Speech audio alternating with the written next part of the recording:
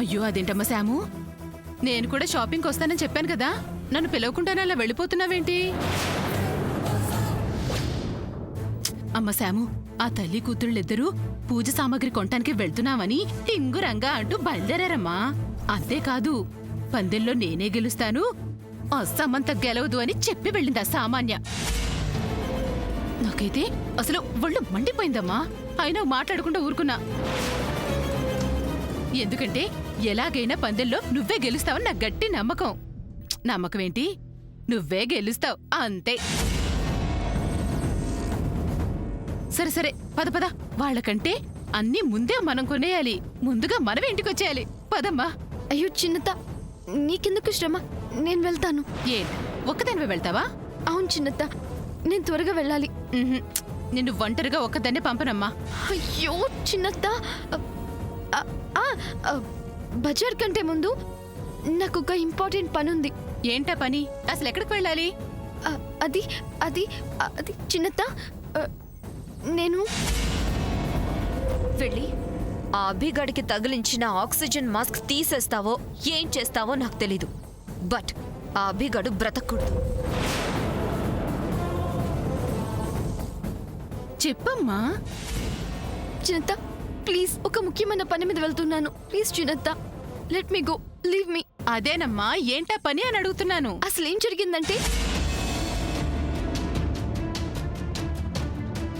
అందరూ హాస్పిటల్లో ఉన్నప్పుడే ఆపికేదో జరుగుతుందని చెప్తే ఎవరూ నమ్మలేదు. ఇది మాత్రం నమ్ముతారా? నో, ముందే చెప్పకూడదు.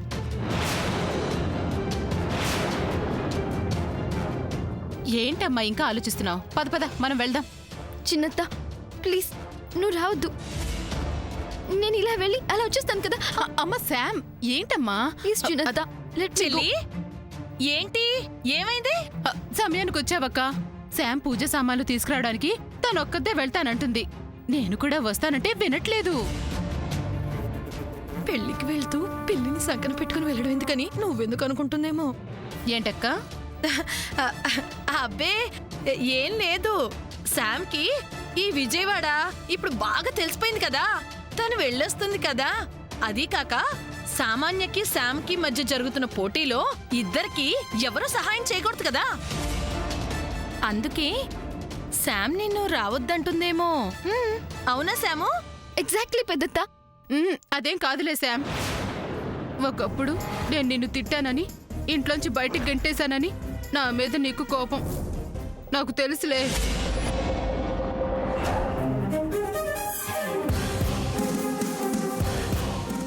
నిన్ను అవాయిడ్ చేయట్లేదు చిన్నత్త. ఈ విషయం ఎవరికీ చెప్పలేను, అలానే ఇక్కడ ఉండలేను. అంతే కదా? అయ్యో చిన్నత్త, అదేం కాదు. లేదు శామ్, అదే కారణం అయ్యుంటుంది. ఖచ్చితంగా అదే కారణం, నాకు తెలుసుగా. చిన్నత్త, నువ్వు అలా అనుకోకు. నేను వచ్చాక మాట్లాడతాను, ఓకే? ఇప్పుడు వచ్చేస్తాను. అది కదమ్మా శామ్. అమ్మ శామ్, అమ్మ. అక్క చూసావా? అమ్మ, అలాంటి వాళ్ళది నిజమైన ప్రేమ కాదు, అది వ్యామోహం. ఎగ్జాక్ట్లీ చిన్నత్త, నిజంగా ప్రేమించుకున్న వాళ్ళు అలా చేయరు. ఎంత మనసు విరిగిపోతే కన్న కూతుర్ని పట్టుకొని మా దృష్టిలో చచ్చిపోయా ఉంటుందా తల్లి? అది సరే అమ్మా, తన కూతురుతో తన మాట అనేటప్పుడు ఆమె మాటల్లో వ్యథ, కళ్ళల్లో బాధ గమనించావమ్మా? పెద్దబాబుకు బర్త్డే విషెస్ చెప్పు కూడా వెళ్ళాం కదా. ఊరికే ఎలా కాలిపోతుంది? మంట పెడితేనో పడితేనో తగలబడుతుంది.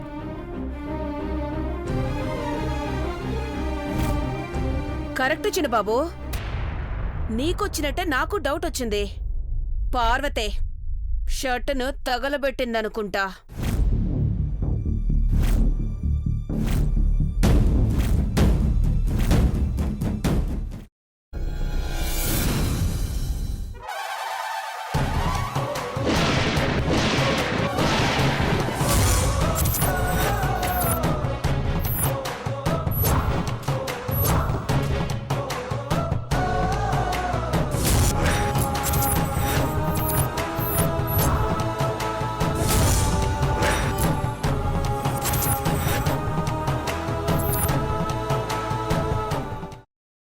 తర్వాత పొట్టు తీసేసి చాప్ చేసి పక్కన పెట్టుకోవాలి. ఒక ప్యాన్లో కొద్దిగా నూనె వేడి చేసి అందులో ఆవాలు, మినప్పప్పు, శనగపప్పు, కరివేపాకు, సన్నగా తరిగి పెట్టుకున్న ఉల్లిపాయలు వేసుకుని 1 నిమిషం పాటు వేయించుకోవాలి. ఆ తర్వాత కాల్చి కట్ చేసి పెట్టుకున్న వంకాయని కూడా అందులో వేసుకుని బాగా మిక్స్ చేసి బౌల్లోకి ట్రాన్స్ఫర్ చేసుకుని అందులో తగినంత చిక్కటి పెరుగు లేదా పల్చటి పెరుగు వేసుకుని మిక్స్ చేసి అన్నంతో కానివ్వండి, చపాతీతో కానివ్వండి సర్వ్ చేసినా చాలా బాగుంటుంది.